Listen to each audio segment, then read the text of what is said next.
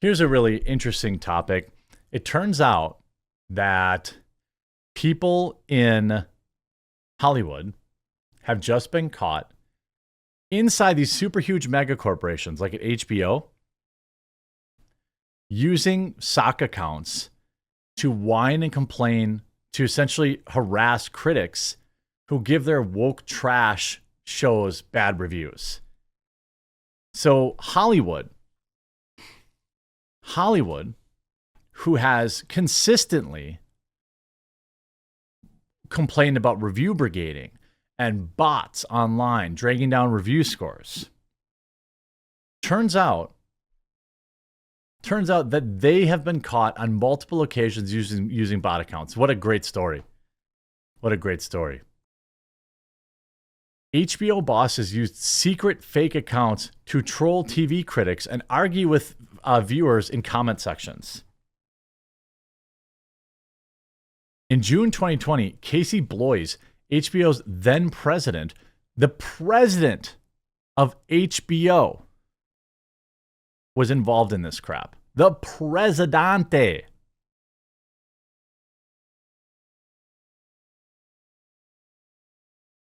He needed someone to go on, quote, a mission.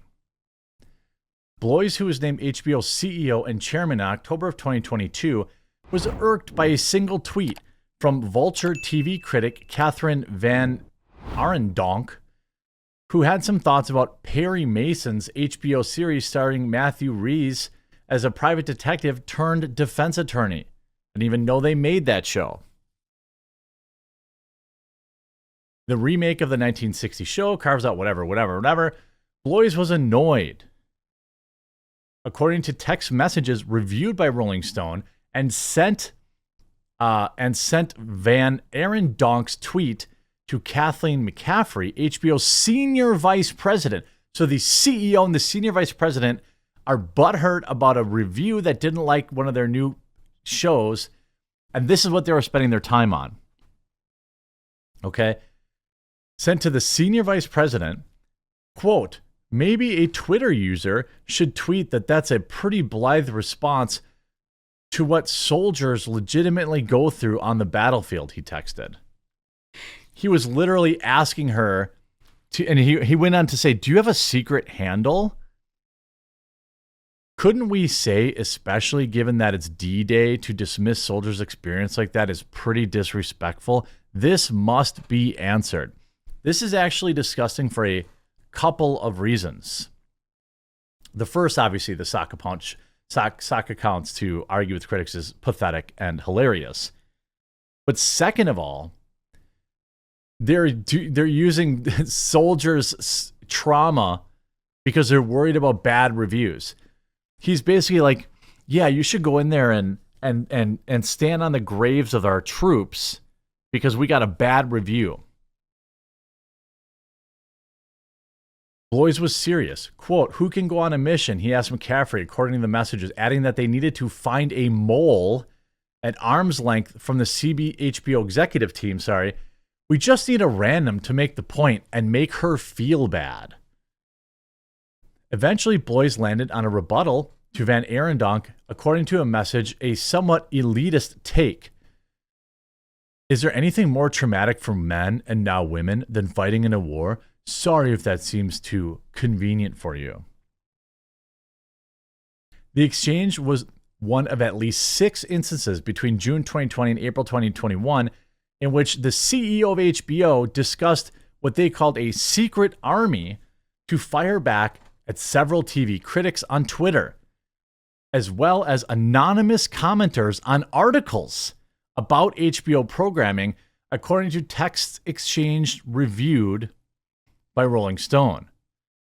In this case, the two decided not to hit back at Van Arendonk online, but in numerous instances, the HBO execs did just that, trolling television critics with snarky responses from fake Twitter accounts and dropping pro-HBO comments on trade publication stories. These people probably make 7 figures a year, and this is what they're doing.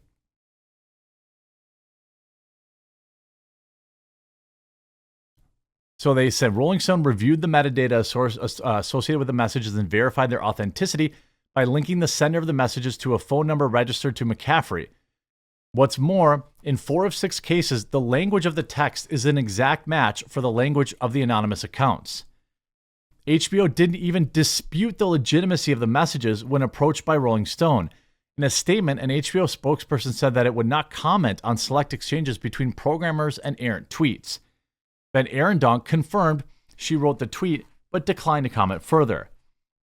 The messages are part of a trove of material being prepared for a previously unreported wrongful termination lawsuit filed in LA. Staffer Sully Tamori against HBO, McCaffrey, and all these other weirdos, as well as other, The Weeknd, apparently, and 2 producers for American Idol. So it's some frivolous lawsuit, but we get all of this exposed. Now, of course, the lawsuit alleges that they joined HBO in 2015 working as a temp, and then they got laid off. Don't really care. That's not the story. You know what? Quote, Casey is looking for a tweeter. He's mad at Alan Sepinwall from Rolling Stone. Can our secret operative please tweet at Alan's review? Quote, Alan is always predictably safe and scared in his opinions. And then we have to delete this text chain, right? Oh my God, I just got scared. When approached for comment about the lawsuit and messages, the attorney, of course, said, no, I'm sure. McCaffrey had come to Tamori to create fake accounts back in June 2020, explaining Bloys was obsessed with Twitter and always wants to pick a fight on Twitter, according to the messages. But they didn't have any actual stones to comment directly using his account. You know what I mean? Martinez says Tamori created fake accounts to comply with the boss's request, and like many young employees starting out their career, it was important to Sully to not only perform at a high level, but to seek opportunities. In April 2021, The Nevers premiered and became a sore spot for Bloys after critics largely panned the Joss Whedon steampunk fantasy series. This time, the target of Bloys' ire was Rolling Stone chief TV critic Alan Sepinwall for his 2.5-star review.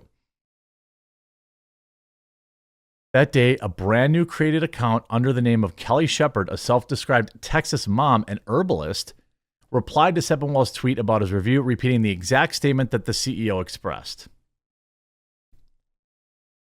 I mean, look at the account, Kelly SH 3888936. I mean, isn't that obvious? When the New York Times chief TV critic James Don't Give a Crap tweeted that The Nevers feels like watching a show that someone mysteriously deleted 25% of the scenes from, Bloys sent the tweet to McCaffrey. According to the message, maybe our friend needs to say what a shock it is that 2 middle-aged white men are dunking on a show about women. Look at that. Isn't that interesting? So they're employing like feminist shamed, a male CEO was deploying feminist talking points. Bloys wrote, McCaffrey responded, I effing hate these people. Yes. So then you can see, here it is. How shocking that 2 middle-aged white men, you and Hale, are dumping on a show about women. So all these people online who are defending a lot of these woke shows appear to be actual employees at Hollywood studios. They're not actual people they're not actually people who watch the shows. These are Hollywood employees. McCaffrey hit up Tamori again a few days later after another review in Rolling Stone, according to text, this time for a 3-star review of the mayor of Easttown. His Highness needs another one, McCaffrey wrote. We need our friend to call out Alan for mayor. Bloys allegedly wanted the troll account to post Alan misses on Succession and totally misses here because he's busy virtue signaling later that day. So again, they're playing both sides of the SJW thing. The Shepard account then posted the exact same message later the day. It wasn't just critics' opinions that Bloys paid attention to. He would also fixate on anonymous commenters on Deadline articles about HBO programming. Bloys needed another stealthy poster after HBO's shock decision to cancel Run, the rom-com thriller produced by Fleabag's Phoebe Waller-Bridge, and feminist and destroyer of Indiana Jones. The CEO was upset with an anonymous user on Deadline's article about the show's cancellation who criticized his leadership. Quote, wasn't a good show and harshly unveils Bloys-era cynicism of HBO development. Try making a show that can actually inspire people. Great TV doesn't have to be ugly. So people, he's spending time reading comments on articles and then telling senior vice president and other underlings that they need to create sock accounts to argue with these. Can our friend post, Bloys asked, according to the text, someone actually says we went downhill after HBO's former president of programming, Michael Lombardo, left. Please have them post, hi, David Levine. HBO seems just fine. Hours later, Bloys' wording was posted verbatim to the comment section.